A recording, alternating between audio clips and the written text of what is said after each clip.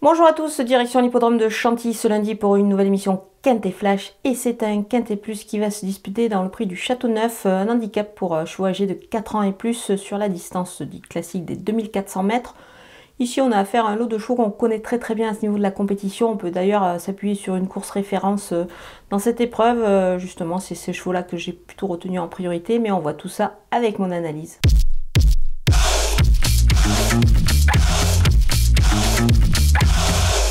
On attaque avec mes bases et le numéro 11, le Petit Prince Adi. On le connaît bien évidemment, ce cheval-là à ce niveau de la compétition. Il a vraiment eu tous les malheurs du monde le dernier coup. Il n'a quasiment pas couru, c'est dans le quintet du 15 juin sur la piste de Longchamp.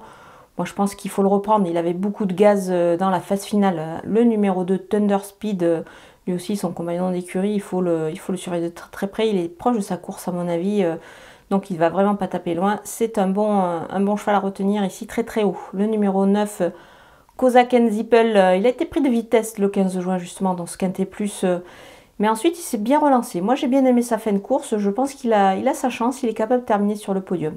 Les opposants avec le numéro 8, Ideal King, c'était pas mal du tout lui aussi dans ce fameux quintet du 15 juin dernier à Longchamp. Il n'a pas été très heureux dans la phase finale. Donc je pense qu'il mérite un certain crédit, il devrait pouvoir réaliser une belle perf ici. Le numéro 7, Centurin, jugé sur sa récente tentative, évidemment, il détient une très belle chance, on va le surveiller de très près. Le numéro 10, Flatten the Curve, c'est pareil, c'est un cheval qu'on connaît bien dans cette catégorie-là. Il retrouve à mon avis sa distance, même si sa marge au poids n'est pas énorme, il visera encore une belle place. Le numéro 13, Valentino, pénalisé de 4 kg sur sa victoire. Évidemment, ça se complique un petit peu, mais je pense qu'il est capable de prendre une belle place dans cette catégorie-là avec un bon parcours. Il a tout à fait sa chance.